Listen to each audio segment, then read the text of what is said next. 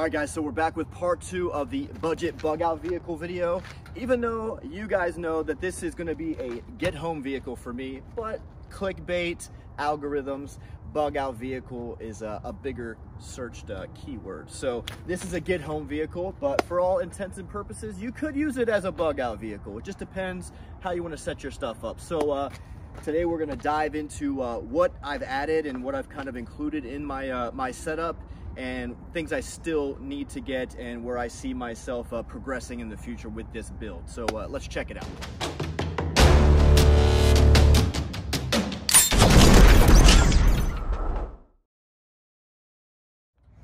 All right guys, so I'm using the term build in a very loose sense. So obviously I haven't built anything, more of, you know, add-ons, how to make this thing a little bit more capable than it was. So you guys saw part 1 where this thing was bare bones, had street tires on it, had the running boards down there, not really a lot of clearance. So we've addressed that a little bit by adding these Americus Rugged MT 285 7017 tires, and then I went ahead and spruced up the wheels by painting them, because they were just a nasty silver alloy and they look like crap because they're 25 years old. But now they look new, besides being dirty, but looks pretty cool, I think. Anyway, the traction on these things is far superior than the street radial tires that were on it. And, you know, maybe now I can actually get through some stuff without having to put it in 4-wheel drive all the time. Again, this thing has the 5.4 Triton. It is a 2-valve, which is better than the garbage 3-valve that Ford came out with. Again, it doesn't have the most horsepower. It does have a decent amount of torque. It's a pig, but it does do what it needs to do, and it loves to sip gas, so that's crazy. Again, I have the light bar here that I added, and then I changed all of my lights to LED lighting.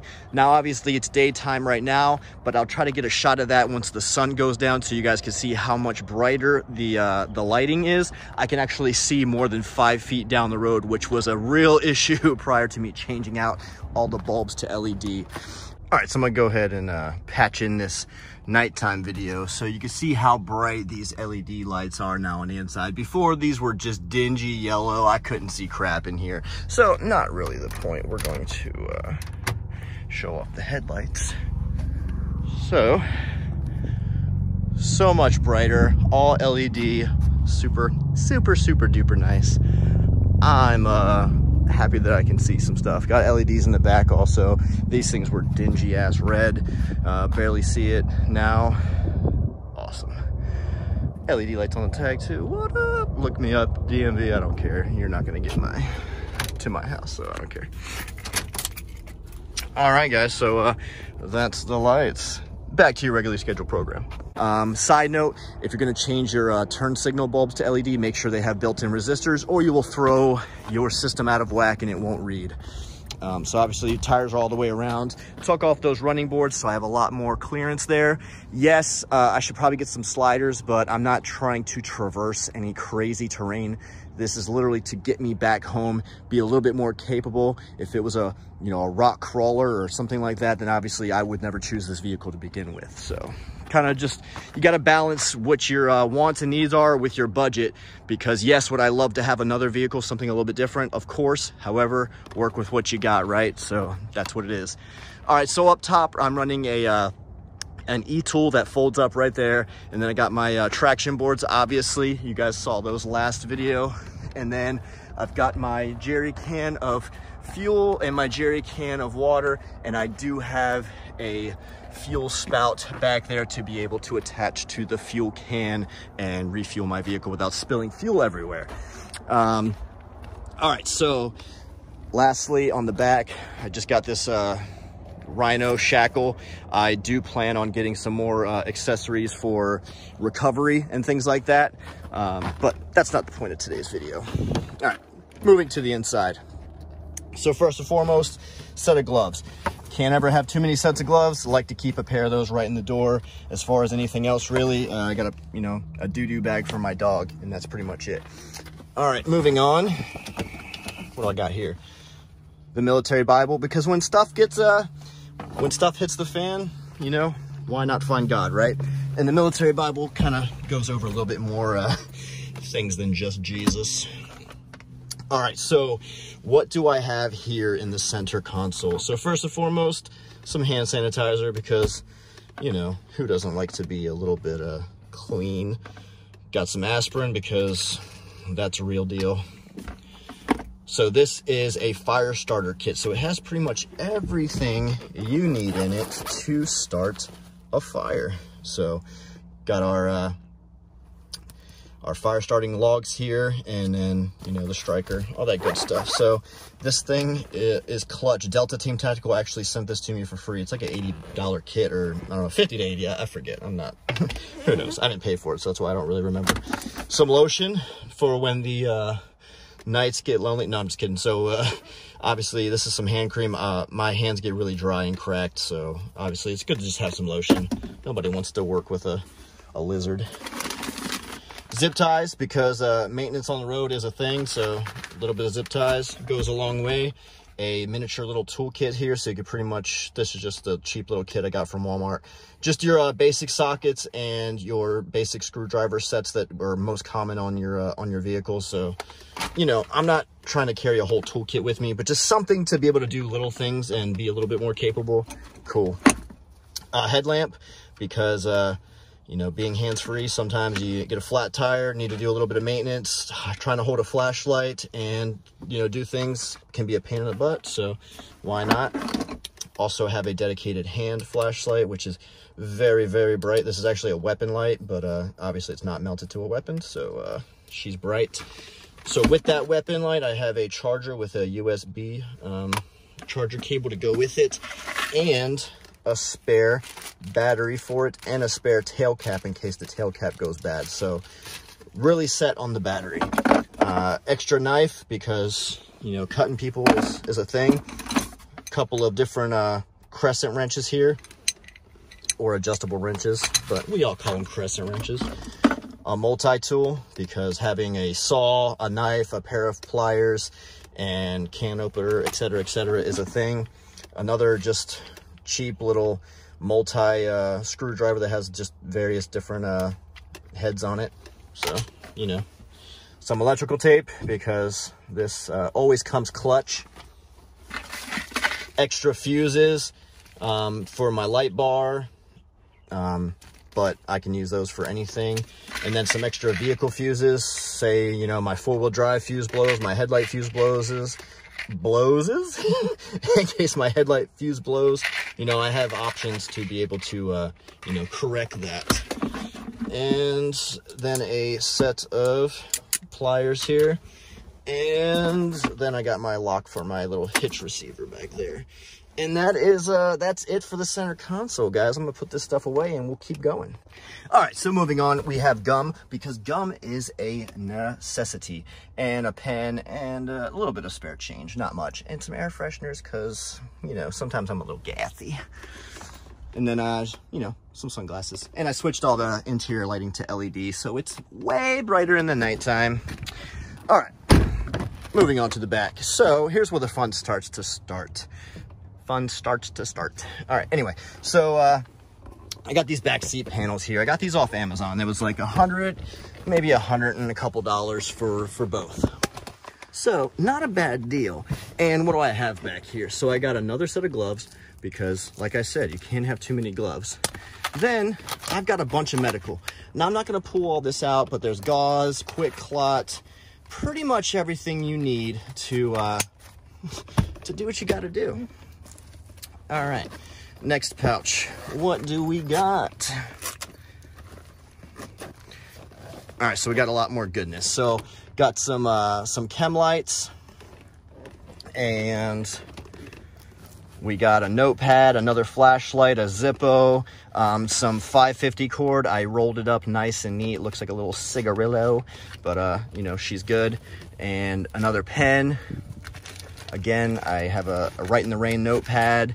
And right here in my little detachable waterproof case, I have some spare change. So I keep $100 in cash, because, you know, if crap hits the fan and some sort of, you know, the systems go down, you end up in some podunk town somewhere and they don't have, you know, ATM and, you know, debit services, then obviously you're going to need to have some cash on you. So I got $100 in cash, and I have an extra driver's license. So I renewed my driver's license and changed my address, and they never collected my old one. So I have a spare ID in the event that I need it for anything. And, you know, maybe we'll never need it, but I figure it's nice to have. And there it is, nice and secure in my little waterproof pouch, and I don't got to worry about it going anywhere. So that's cool. All right, moving on to the other side. All right, so on this side, we have, this is pretty much our weapons setup. You know, I missed a whole section over here as I was. So I forgot this, this last pouch down here is all a bunch of hygiene gear. So deodorant, soap, toothbrush, etc., etc., etc. Just because you're bugging out or trying to get home and fighting through the wilderness and zombies doesn't mean that you can't be hygienic, because disease is a thing. The nastier you are, the quicker you're gonna get sick and get yourself hurt, and then you're out of the fight. So take care of your body. All right, anyway, like I was saying, back to the weapons panel here. So we've got 3 extra AR mags. We've got 3 pistol mags. We've got our AR here, which is looking spiffy with the weapon light. And then I have a sidearm, and I have some hearing protection just in case, I don't know, maybe I'm doing some target practice because I got to keep my skills sharp while I'm fighting for my life to get home. I don't know. But anyway, so this sidearm will be in addition to what's on my body. So don't get this confused with me not being able to defend myself while I'm going down the road, or if I got in an accident and I needed to stumble out and I was kind of disoriented. Don't think that this is all I have. This is merely extra protection, if you will. So I'll always have a sidearm on my body. So this is just extra stuff to have, and it's pretty cool, and I think it's awesome. All right, moving on to the rear of the vehicle. Let's check out what we got back here. So don't mind this, that's my lunchbox. I just got off work. So added a fire extinguisher for safety, because if I'm trying to get home and something happens to this vehicle and it catches fire and I have no way to put it out to try to get back on the road, then I'm screwed. And you know, if you've seen Walking Dead or The Last of Us, trying to find an operable vehicle can be an issue. All right, anyway. So let's see what we got in the side panel. So obviously this is where your factory jack and things are. So the only thing I have in addition to the factory jack equipment is some bungees. Those are just the rubber ones. I don't even know if they're really called bungees, but they're bungees for today's video. All right, so next side, move this stuff out of the way right quickly. I said move out of the way quickly. All right. So this storage compartment, we have some just extra ratchet straps and our jumper cables. Nothing crazy. Wow, calm down. So nothing crazy, but super important stuff to have on you. So let's go ahead and close that up. All right, now we have a plate carrier with plates, level 4 ceramic for me. I have my hydration pouch with my Camelback in there. And then I have 3 more AR mags loaded with 5.56, a chem light, and my America patch, so that way people know that I'm friendly and I'm not a Russian invader. All right, so getting to the good stuff here. Let me go ahead and take this top off. So this is a Plano Sportsman box, and I like this box because it's not too large.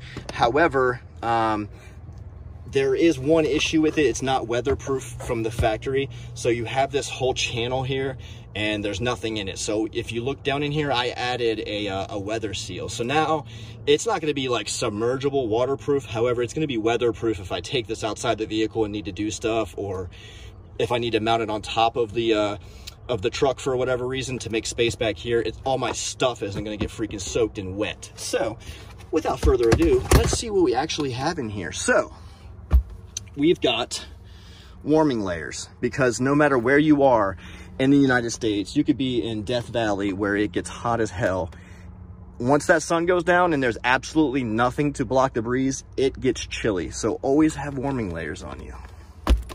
All right, then I have a couple of skivvy rolls. If you don't know what a skivvy roll is, it's basically your underwear, t-shirt, and a pair of socks. So this is 2 days worth of skivvies. I have a pair of hiking shoes slash boots. I threw these in there because I needed to switch out and wear the boots that I had in here because I forgot my work boots at home. Usually I keep a pair of steel toe work boots in there that are issued to me, but I have the LA Police Gear hiking boots in there. So the reason I have this all in here is because you can't really plan when something bad is going to happen. So if I happen to be out and about wearing a tank top and flip-flops, that's not very effective for me to be able to get around and be maneuverable and fight through some stuff. So I'd rather, you know, have that stuff with me because I'm pretty much totally self-sustaining. If I left the house in a tank top and flip-flops, like I said, I could put this stuff on and be a lot more capable. So here I have a set of desert frog gear because that is my environment out here. I'm in a desert climate, so this matches my environment a little bit better than the woodland frogs, and frogs are flame resistant organizational gear, if you guys didn't see my my previous video with tactical clothing. So boom, here I have my my Gore-Tex top and bottom. So this isn't going to keep you completely dry in like, you know, harder rain. However, more light rain to, you know, medium burst of showers, you're going to stay dry, and being dry is very important to keeping that body heat in your body. Sleeping system. So sleeping bag rated to 30 degrees. So, you know, hopefully that keeps me warm enough. If I'm not freezing, then, you know, it's good. And then I have a couple of MREs. So this will be, you know, 2 days worth of food. So that'll get me by to make do until I figure something else out. I've got a waterproofing bag. So this bag you could submerge it completely as deep as you want, and this is gonna keep your stuff completely dry. Always nice to have. Some duct tape because repairs are a thing. A couple of extra chem lights because that's important. A little funnel for you know, adding fluids or whatever you need to add to your vehicle. That way you're not making a mess everywhere, because I still care about the environment during the zombie apocalypse. And then I have a tarp. So this is just a standard issue tarp that will, if you need to make do with a makeshift shelter. I'm not bringing a tent, you know, to figure things out. The point is to make the vehicle more capable, not get away from the vehicle entirely. So use that tarp there to get by. I got a 4-pack of emergency blankets. These are gonna, you know, they feel like thin tinfoil, but they actually do work and help you retain body heat to keep you alive, which is very important. Here I have a little pocket saw. So if you ever run across an instance where there's you know, smaller debris in the roadway that you need to kind of get out of the way, then this little hand saw will help you out. All right, sorry, a helicopter just went overhead. That was crazy. All right, throw some hot hands in here in case it gets really bad. At least, you know, I have a little bit of something to keep my digits safe. Got a couple extra Velcro patches to mount things to my Molly panels, whether it be the ones up here or the one I'm about to show you in a second. But nice to have a little bit of straps, or, you know, the Molly on my backpack if I need to just mount something to be hands-free. Nice to have. Very important, water filtration system. So I could drink from a nasty, muddy puddle, and this will filter that for me and enable me to be hydrated without, you know, boiling the water or putting the tabs in and waiting, blah, blah, blah. I can literally stick this straight into a puddle and drink from it, and it's gonna help me out and keep me safe from getting sick and crapping my brains out, which will dehydrate me faster. All right, moving on. So, emergency poncho. So where my rain gear may fail me, the poncho will help keep me a little bit drier. So always nice to have. This is a paracord line with built-in hooks. So it has a self-adjusting tension built into it. So if I need to, you know, use my tarp here to make a makeshift shelter, I can run this between 2 trees and adjust the tension to itself and, you know, be good there. Marking tape.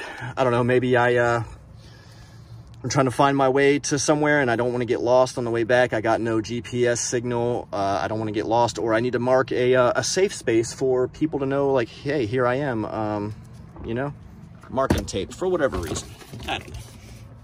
And then I have this, and you're gonna be like, why the hell do you have this? Well, one, if times get hard enough, hey, might as well might as well just get trashed. However, that's not the reason I have it. I have this as a bartering tool. So like I said, if it really hits the fan, there's no debit services. Cash kind of loses its value. People will always love their vices, whether that be tobacco, alcohol, bullets, band-aids, all that stuff becomes currency. So I solely have this in here for trade, and I taped up the top just that way it doesn't ever come loose and leak and get all my stuff freaking soaked with alcohol, and then somebody throws a match at me and I'm gone.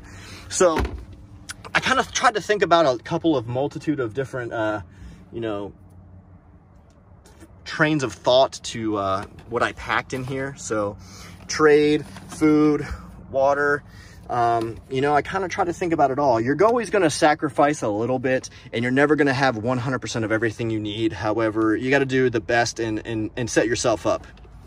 All right, so this backpack is completely empty. Why do you have an empty backpack? Well, if for whatever reason my vehicle goes down, it's destroyed, it blows up, it just craps out, and I need to huff it by foot, then I'm gonna take the most important essentials that I have here, whatever I can fit in my pack, and then, you know, abandon the vehicle and go where I need to go and do what I need to do. So always have either a established pack or an empty one that you could throw your stuff in. I didn't want to load stuff in a pack and have this whole bin loaded with stuff. Then I got two, you know, bug out kits that might not have everything. So I just went ahead and got what I needed, and I'll take what I need if that time ever comes.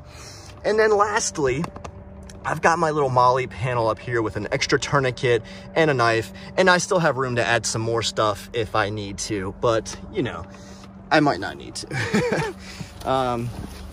So guys, that is pretty much it. Let me know what you think of the budget bug out vehicle in the comments, because I'm pretty excited about it. I don't know about y'all, but it's come a long way from where it was. Now, some of you are gonna be like, oh, that's a piece of crap. It sucks too much gas. It's too big, blah, blah, blah. You gotta keep in mind, this thing was $3,000 from the factory, and I didn't have to go out and buy, you know, a $50,000, $60,000 vehicle. Cost is always going to be a factor when you're making these decisions on what vehicle to have, what gear to buy, and things like that. Budget is subjective for everybody. Maybe a brand new, you know, Ford Raptor is budget to somebody. To me, a $3,000 Expedition was budget, and it gets the job done. And I try to outfit it as best I could to be more capable than what it was in its factory form. So the whole intent for me with this vehicle is, if I'm out somewhere, to get back home, because my home is my safe space. That's where I want to be. If I'm going to ride something out, it's going to be at home, where I have all of my gear, all of my supplies. It's a fraction, you know, what I have in this vehicle is a fraction of what I have back at home. This is just to enable me to get back to my family if I happen to be out somewhere. So if you're using yours as a bug out vehicle in order to escape, you know, your residency, to get somewhere more safe, maybe you have a family farm, you know, and you live in the city and it's not going to be, you know, safe there, then these are just all things to consider when you're setting up your budget bug out vehicle, or in my case, my get home vehicle. So hope you enjoyed it. Like, comment, subscribe, and let me know what you think down in those comments. Have a good one.